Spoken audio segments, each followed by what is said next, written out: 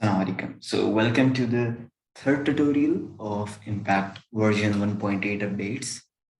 So third tutorial में हम आपको बताएंगे कि किस तरीके से आप कॉस्ट सेंटर को मैनेज कर सकते हैं, कॉस्ट सेंटर को कॉन्फ़िगर कर सकते हैं और कॉस्ट सेंटर आपके किस फवाइद के लिए इस्तेमाल किया जा सकता है, किन चीज़ों के लिए आपके लिए इस्तेमाल बहुत ज़्यादा फ़ायदेमंद है।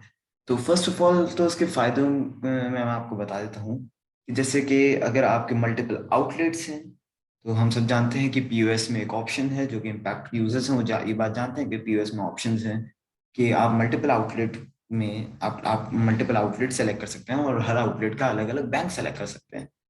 लेकिन जब मैं आता हूँ कि परचेजिंग पे, परचेजिंग आप किस तरीके से करेंगे, एक्सपेंसेस आप स्पेसिफिक आउटलेट के किस तरीके से डिवाइड करेंगे, आप ट्रायल बैलेंस में, आप रिपोर्टिंग में किस तरीके से कॉस्ट एक आउटलेट वाइज किस तरीके से अकाउंट्स की रिपोर्ट देख सकते हैं, तो उस जगह पर कॉस्ट सेंटर का बहुत बड़ा किरदार होता है। ये हो गया आउटलेट। अब कुछ लोग होते हैं जो कि मल्टीपल बिजनेसेस, सब बिजनेसेस चला रहे होते हैं। एक कंपनी एक ईआरपी सिस्टम के जरिए वो multiple businesses, multiple branches of business चला रहे होते हैं। तो उनके लिए कॉस्ट सेंटर बहुत ज्यादा फायदेमंद होता है क्योंकि उनकी रिपोर्टिंग, उनकी अकाउंटिंग, उनके अकाउंट्स की सारी रिपोर्ट्स कॉस्ट सेंटर वाइज आ रही होती हैं। ओके, सो हम मूव होते हैं कॉस्ट सेंटर की कॉन्फ़िगरेशन पे। सबसे पहले चीज है कि कॉस्ट सेंटर हम किस तरीके से क्रिएट कर सकते हैं। बहुत इजी चीज है, हम सिंपली यहाँ अकाउंटिंग पर आएंगे। अकाउंटिंग में हमारे पास कॉस्ट सेंटर्स का ऑप्शन होता है।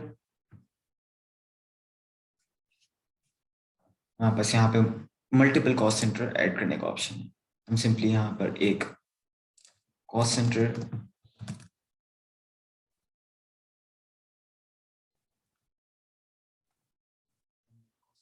दिया। अब हम इसको अलग अलग चीजों से कनेक्ट करेंगे। सबसे पहले हम इसको आउटलेट से कनेक्ट कराएंगे। क्यों? उसकी वजह ये है कि हम आउटलेट में चाहते हैं कि हमारा आउटलेट जो है वो एक कॉस्ट सेंटर के साथ जो है वो मैनेज करे, अपनी सेल्स को, अपने एक्सपेंस को, हर चीज को अपने कॉस्ट सेंटर वाइज जो है वो मैनेज करे, ताकि हमें रिपोर्टिंग में कभी भी कोई प्रॉब्लम ना हो। हम बार बार जाके कोई आउटलेट वाइज रिपोर्ट्स अलग अलग ना निकालनी पड़े। हम सिंपली एक ही जगह से एक रिपोर्ट निकाल सकते हो।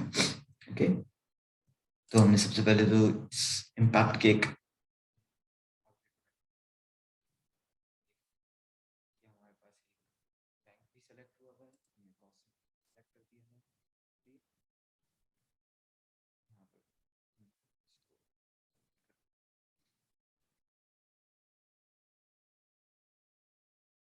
यहाँ पर इम्पैक्ट के नाम का जो आउटलेट है, हम इसको ये भी देख लेते हैं कि स्टॉक मैनेजर में इस आउटलेट के अगेंस्ट स्टॉक का कौन सा आउटलेट कनेक्टेड हुआ है। हम सबसे नीचे आए हैं, हम देखा इम्पैक्ट के against impact he outlet select हुआ है, वेयर हाउस। ओके, तो इसका मतलब हमारा ऑटोमेटिकली इस तरीके से हमारा आउटलेट कॉस्ट सेंटर से कनेक्टेड हो गया, हमारा वेयर हाउस यानी इम्पैक्ट का जो वेयर हाउस है वो भी ऑटोमेटिकली कॉस्ट सेंटर से कनेक्ट हो गया है। सही। अब हम आते हैं परचेजिंग एक्सपेंसेस और सेल्स पे। सही है। सबसे पहले अगर हम पॉस की बात करते हैं तो पॉस में जरूरी है कि जब हमने आउटलेट सेलेक्ट किया है तो हर सेल वो कॉस्ट सेंटर वाइज रिपोर्ट, जब भी हम कोई सेल करें तो वो कॉस्ट सेंटर वाइज ही रिपोर्ट हो रही हो। जैसे कि हम एक रजिस्टर में एंटर होते हैं।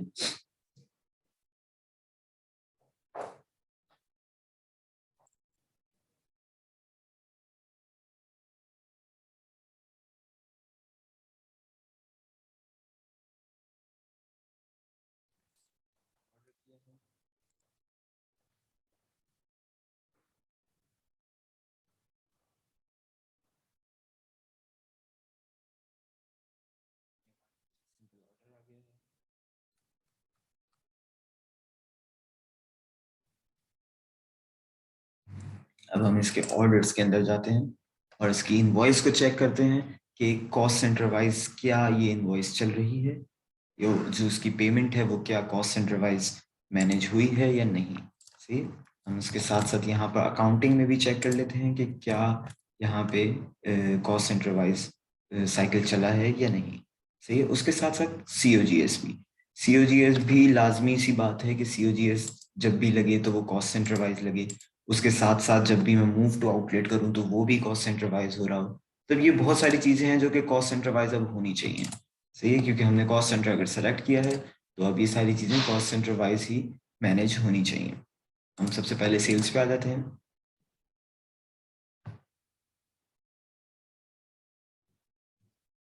हमारे पास ये इनवॉइस और ये पेमेंट है, हम दोनों खोल के देख लेते हैं।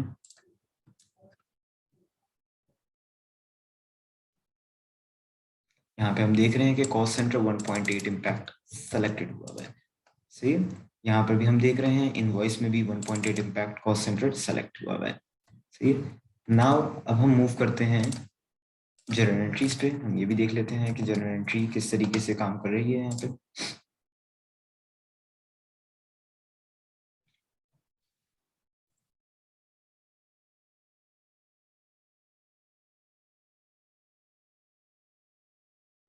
देख रहे हैं कि कॉस्ट सेंटर जो 1.8 इम्पैक्ट से ही कनेक्ट हुआ है। सही है, अब हम आगे मूव करते हैं, मूव टू आउटलेट और परचेजिंग और ये सारी चीज़ों पे। सही है, इसके साथ सबसे पहले हम एक्सपेंस क्रिएट कर लेते हैं।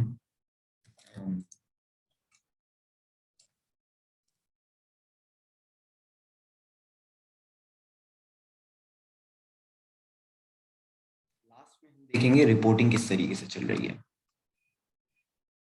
पहले हम यहाँ पर आए हैं, एक हमने पेमेंट वाउचर बना लिया है। कॉस्ट सेंटर हमने सेलेक्ट कर लिया 1.8 इम्पैक्ट।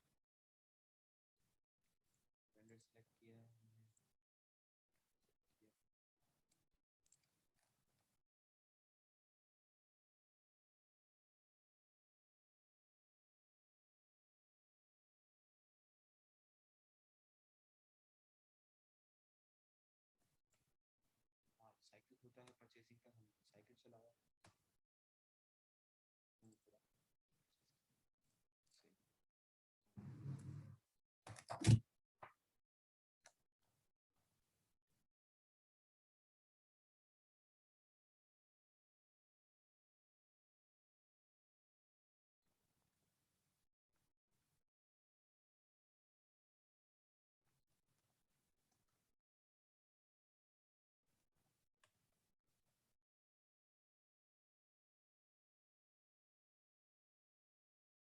यहाँ पे पेमेंट वाउचर क्रिएट कर लिया है, इस पेमेंट वाउचर को भी कॉपी कर लिया है। तो पेमेंट वाउचर की आईडी को कॉपी कर लिया ताकि हम परचेजिंग कर सकें।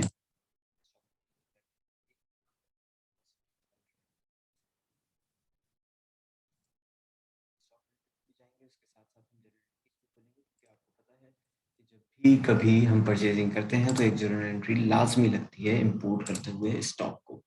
सही है, अब मैं इंपोर्ट करूंगा, डायरेक्ट इंपोर्ट फॉर स्टॉक।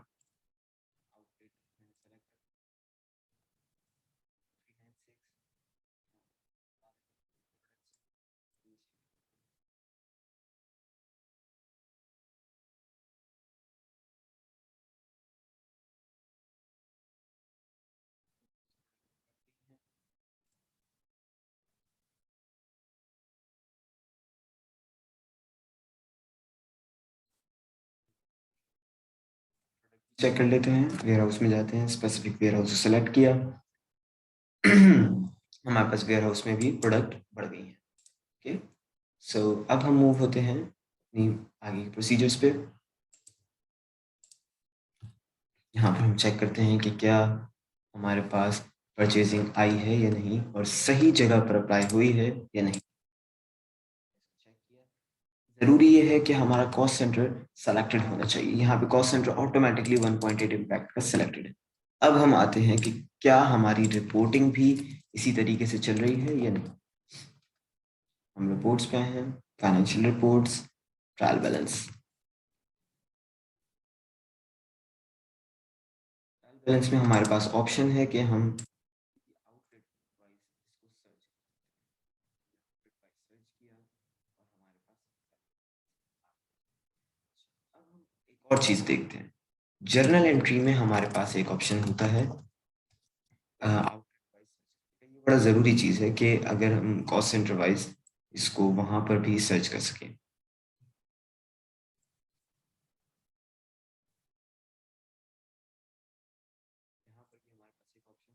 जितनी भी एंट्रीज हैं उसको हम फिल्टर कर सकें, क्योंकि हम सब जानते हैं कि जर्नल एंट्री को फिल्टर करना बड़ा एक मुश्किल काम होता है। सिर्फ रेफरेंस से ही हम जर्नल एंट्री को फिल्टर कर सकते हैं, क्योंकि जर्नल एंट्री, जर्नल मतलब लेजर्स होते हैं, जर्नल बिल्कुल आप एंट्रीज कर रहे होते हैं जो कि मोस्टली आप या तो इक्विटी के लिए कर रहे होते हैं या फिर एडजस्टमेंट्स के लिए कर रहे होते हैं, वरना आप जर्नल एंट्री वैसे भी कम ही लगा रहे होते हैं। तो ये जर्नल एंट्री को फिल्टर करने का एक और बेहतर तरीका है। अब हम चेक करते हैं कि स्पेसिफिक अकाउंट्स में भी हमारे पास किस तरीके से कॉस्ट सेंटर वाइज हम सर्चिंग कर सकते हैं। हम यहाँ पर एक अकाउंट रिसीवेबल पे जाके देखते हैं। अकाउंट रिसीवेबल पे जाएंगे और वहां पे हम सर्च करेंगे कि क्या हम कॉस्ट सेंटर वाइज वहां पे सर्चिंग कर सकते हैं। तो यहाँ पर अलग अलग ऑप्शंस हैं। Search by employ, search by user. Search by user का मतलब वेंडर है। यहाँ पर हम सॉरी एक्सपोर्ट,